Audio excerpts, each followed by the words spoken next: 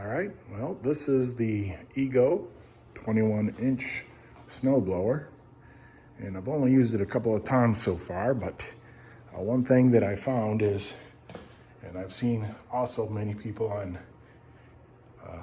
YouTube complaining about the fact that that edge hits the edge of a cement because it's uneven and it jars you really hard. So I looked at a few different options. One person put wheels on the outside, training wheels.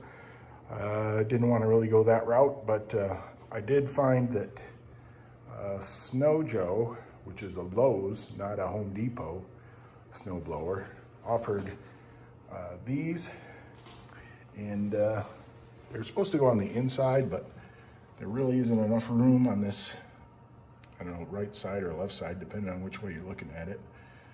This side, in order to put that on the inside, it just didn't fit. So I mounted it on the outside, and then I wanted it to look the same, so I did the same thing on this side. This side had plenty of room.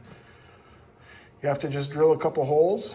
These are the bolts that come with it, with the Snow Blow or the Snow Joe kit.